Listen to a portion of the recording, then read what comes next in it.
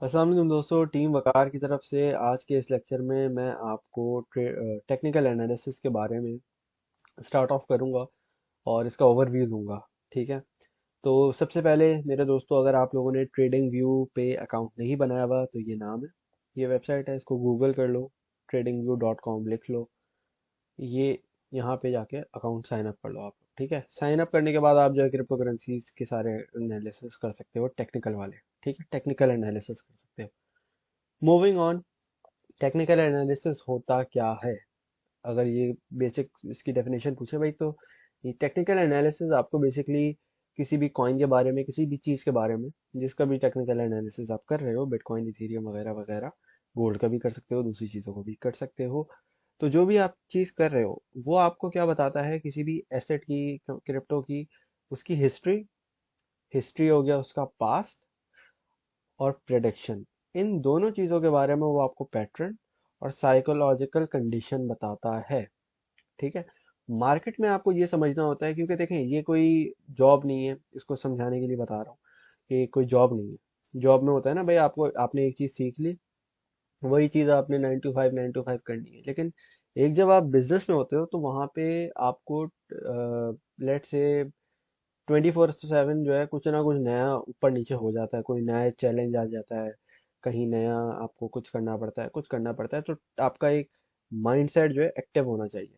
ठीक है, डल माइंडसेट नहीं होना चाहिए। तो इसमें आप जब भी देखें तो आपको एक अलर्ट, चौकन्ना रह के, लेट से मार्केट को देखना चाहिए। ठीक है।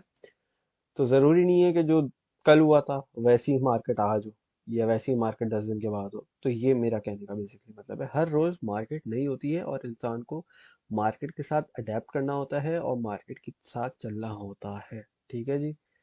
तो होपफुली ये बात आपको समझ आ गई होगी। तो हिस्ट्री और प्रोडिक्शन, पास्ट और फ्यूचर के बारे में हमें टेक्निकल एनालिसिस से पता चलता है। तो टेक्निकल एनालिसिस को अगर हम ब्रेक डाउन करेंगे भाई, कैसे पता चलता है, क्या चीज़ होती है, क्या बेसिकली उसका क्या एक एक हिस्सा होता है जिससे हमें पता चलता है। तो सबसे पहले हमारे पास आती हैं कैंडल स्टिक्स। ठीक है, कैंडल स्टिक एक बोरिंग टॉपिक भी हो सकता है कुछ लोगों के लिए, कुछ लोगों के लिए, मुझे तो बोरिंग लगता है लेकिन इम्पॉर्टेंट है। ठीक है। कैंडल स्टिक बेसिकली आपको पता चल जाएगा क्या होती है, कैसे होती है, और ग्रीन और रेड क्यों होती है। तो जो कैंडल स्टिक्स के लेक्चर हैं उनसे। ठीक है। अच्छा, तो कैंडल स्टिक से बेसिकली आप जो है ना पास्ट में देख सकते हो कि भाई कैसे हुआ था, ये कैंडल बनी तो इसके बाद मार्केट क्या हुई। कैंडल स्टिक की अपनी एक साइकोलॉजी होती है। साइकोलॉजी का मेरा मतलब है कि अगर कोई तरह की, लेट से कोई XYZ एक तरह की कैंडल बन गई, एक स्पेसिफिक टाइप ऑफ कैंडल अगर बनी, तो उसका क्या मतलब होगा, उसकी बेसिकली इंटरप्रिटेशन। अगर कोई टाइप की कैंडल बनी है तो उससे क्या होगा, अगर लेट से स्पिनिंग टॉप बनी है तो उससे क्या होगा। एक एग्जांपल दे रहा हूँ खाली। ठीक है जी। तरह तरह की डिफरेंट डिफरेंट कैंडल हैं। इसके बाद हमारे पास आती है सपोर्ट एंड रेजिस्टेंस। ठीक है, इसका बहुत इंपॉर्टेंट रोल होता है हर टेक्निकल एनालिसिस में और ऑलमोस्ट हर टाइम फ्रेम में। ठीक है जी। ये जो एक लेट से आपको सपोर्ट एंड रेजिस्टेंस है ना, ये आपको बेसिकली मार्केट का एक जोन देता है जिसके अंदर आपकी क्रिप्टो घूम रही होती है। सपोर्ट को टच करती है, वहां बैठती है, फिर वहां से जो है कंसोलिडेशन होती है। अच्छा, कुछ लोगों को कंसोलिडेशन का मतलब पूछ रहे थे तो मैं बता दूंगा। Consolidation, hopefully I am writing,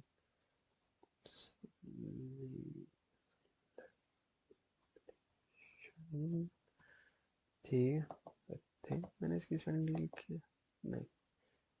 okay जी। खैर, कंसोलिडेशन, कंसोलिडेशन का बेसिकली मतलब होता है जब भी आपकी मार्केट जो है ना ना ही ऊपर जा रही होती है ना ही नीचे जा रही होती है, बट मोस्ट लाइकली ऊपर ब्रेकआउट होने के उसमें होती है प्रोसेस में। ठीक है। तो वहां से वो ब्रेकआउट होता है और आपका प्रॉफिट बनता है। तो कंसोलिडेशन का ये मतलब होता है, मैंने सोचा इसी वीडियो वीडियो में बता दूं ताकि पता चल जाए। ठीक है जी। इसके अलावा जी हमारे पास आ जाते हैं इंडिकेटर्स। इंडिकेटर्स बहुत इंपॉर्टेंट टूल्स होते हैं। ठीक है। इंडिकेटर्स बेसिकली अगेन कैंडल्स को फॉलो करते हैं। ठीक है। अगर आपने कभी भी RSI वगैरह, मूविंग एवरेज, इस तरह कुछ यूज़ किया है तो उसमें आपके पास सेटिंग में आएगा कि भाई उसकी जो लेंथ है वो क्या होनी चाहिए। लेंथ का बेसिकली मतलब होता है कि जो पिछली कैंडल्स बनी हुई है ना, कैंडल की बॉडी जो बनी हुई है, वो कितनी इंक्लूड करनी है उस इंडिकेटर के अंदर, ठीक है। तो अगेन, इंडिकेटर्स टूल होते हैं जो कि बिल्ड अपॉन होते हैं कैंडल स्टिक पे, ठीक है।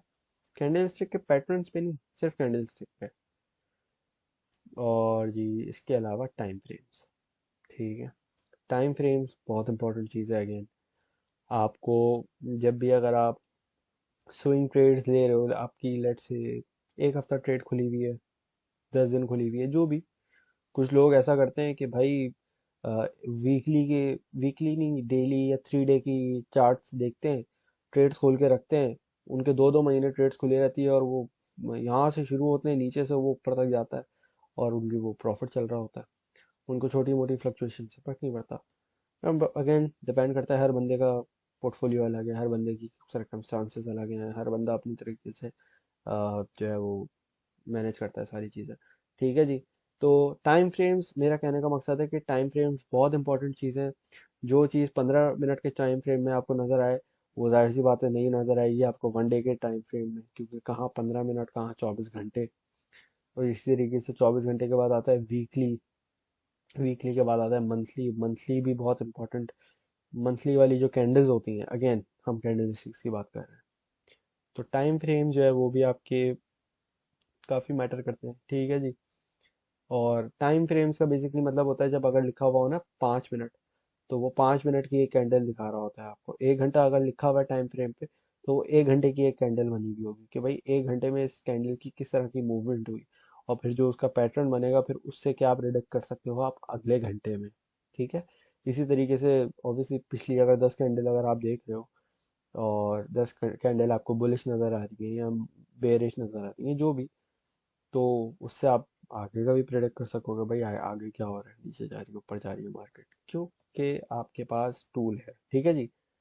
अच्छा जी, एक इम्पॉर्टेंट चीज़ इसका हिस्सा नहीं है, लेकिन एक वेरी इंपॉर्टेंट, बगैर फंडामेंटल एनालिसिस के क्रिप्टो करेंसी फेल है। आप अगर क्रिप्टो में एक्सपर्ट बनना चाहते हो, ट्रेडिंग आते हो, तो ये याद रखो कि क्रिप्टो करेंसी में technical analysis only works 50% of the time, ठीक है। मतलब 50% से ज़्यादा वर्क बहुत ही मुश्किल से करता है। हाँ, आपने 50 इंडिकेटर सीखे हैं, वो एक अलग बात है, लेकिन अक्सर ये होता है कि इंडिकेटर आपके जो है वो ऊपर नीचे हो जाते हैं। असल में ये नहीं होता इंडिकेटर फेल होते हैं, नहीं। हमारी जो मार्केट है ना क्रिप्टो करेंसी, माशाल्लाह से ये बहुत ज़्यादा एक हेल्दी मार्केट है। एक हैवी इसमें वॉलेटिलिटी है, ठीक है। ये वॉलेटाइल काफ़ी है, तेज़ी से ऊपर जाती है, तेज़ी से नीचे आती है। अब ये इंडिकेटर जो हैं वो ऑब्वियसली फॉरेक्स वगैरह वगैरह के लिए बने थे, तो वो उतनी तेज़ नहीं है मार्केट। तो in comparison crypto is very very healthy, ठीक है। तो आपको थोड़ा सा ना इसमें अडेप्ट करना पड़ता है कि अच्छा भाई इसका अगर ये मतलब है, तो क्रिप्टो में क्या मतलब होगा, ठीक है। उसके लिए फिर सेटिंग करनी होती है, स्पेसिफिक फिगर्स होते हैं जो कि आपने टीए में डालने होते हैं। जैसे आरएसआई में जो है वो हमारे पास 14 का हम आरएसआई यूज़ करते हैं सेटिंग में, जो अगर उसकी आप लेंथ वगैरह देख रहे हो, तो मूविंग एवरेजेस के डिफरेंट जो है वो लेंथ होती है कैंडल्स की। 200 की होती है, 200 की बहुत हैवी सपोर्ट बताती है आपको। 200 के अलावा 55 की एक इम्पॉर्टेंट होती है, इसी तरीके से और भी होती है, ठीक है जी। और लेकिन फंडामेंटल एनालिसिस के बगैर TA is not always successful. 50 to 70% success rate है, ठीक है। तो फंडामेंटल भी बहुत इंपॉर्टेंट चीज़ है, ये भी सीखना इंपॉर्टेंट है, ठीक है। अच्छा, ये दो चार दो दो पॉइंट्स हैं। पहला पॉइंट मैंने नोट, ये बहुत इंपॉर्टेंट चीज़ है, ठीक है। टिप दे रहा हूँ, इट्स अ टिप, ठीक है, इस लेक्चर की टिप। पहली टिप ये, आपने कभी भी $100 है, $1000 है, 10 लाख डॉलर है, ये नहीं करना कि आपने सारी प्राइस एक आई मीन सारा फंड एक ही प्राइस पे आपने लगा दिया। लेट से कोई कॉइन है 10 रुपए का, एग्जाम्पल दे रहा हूँ, भाई उसकी बाइंग प्राइस है 9 रुपए, लेकिन फिर वो ना नीचे भी आ सकता है 7 रुपए पे। तो 9 रुपए से 7 रुपए अच्छा खासा फर्क है। अगर आप उधर वैसे देखो, तो आपके 100 रुपये आपके हो सकता है 80 रुपये हो जाए, अगर वो 9 रुपए से 7 रुपए पे है, ठीक है। और सेलिंग पॉइंट है 12 13 14 इस तरह। तो आपने क्या करना है कि अपना जो फंड है वो डिवाइड करना है, ठीक है। Portfolio management is very important. अगर आपने अपनी सारी की सारी जमा पूंजी एक ही उसमें पॉइंट पे लगा दी, पूरा पोर्टफोलियो एक ही पॉइंट पे लगा दिया, तो जब वो नीचे आएगा तो आपके पास तो कुछ नहीं होगा और आप देख के अपना पोर्टफोलियो पैनिक करोगे। तो हमेशा आपने ये देखना होता है, एक अच्छा ट्रेडर हमेशा दोनों तरफा की मार्केट देखता है, ठीक है। नीचे जाता है, नीचे जाती है, तो वो कंडीशन भी देखता है कि नीचे जाएगा तो कितना जाएगा, ऊपर जाएगा तो कितना जाएगा। एक रिस्क और रिवॉर्ड रेशियो हमेशा नज़र में रखना चाहिए जितनी भी आपकी ट्रेड्स होती हैं। इसके ऑब्वियसली आपको इसको मैनेज करना आना चाहिए और पैनिक नहीं करना चाहिए। क्रिप्टो करेंसी, यहाँ पे मैं एक इम्पॉर्टेंट, वेरी वेरी इंपॉर्टेंट चीज़ अगर मैं लिख दूँ तो वो यही होगी कि crypto is a game of patience. जिस बंदे के पास सब्र है ना वो इसमें चीता बन सकता है, ठीक है। तो ये एक बहुत ज़्यादा इम्पोर्टेंट चीज़ है।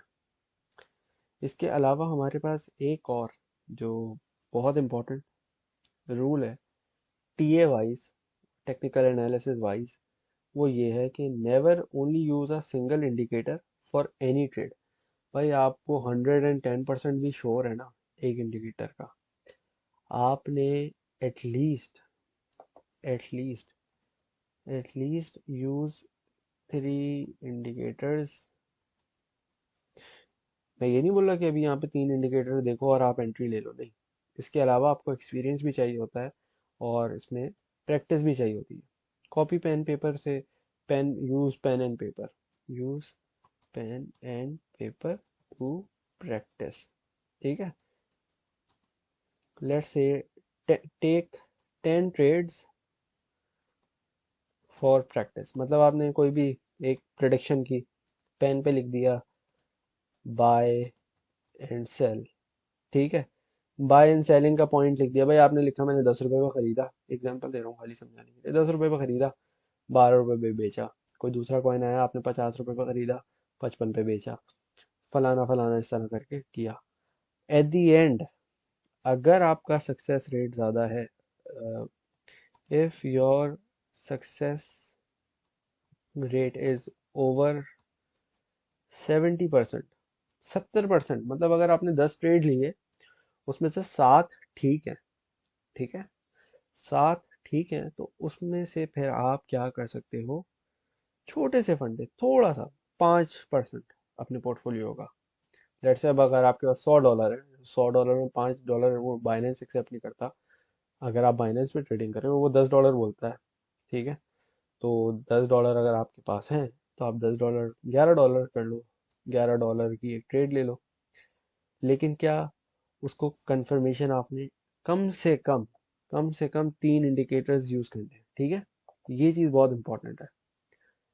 और उसके अलावा आपने फंडामेंटल एनालिसिस भी देखना है कि भाई मार्केट क्या है, हिसाब किताब क्या चल रहा है, कॉइन की न्यूज़ आ रही है, कॉइन का क्या है, वो भी आगे लेक्चर में बताया जाएगा।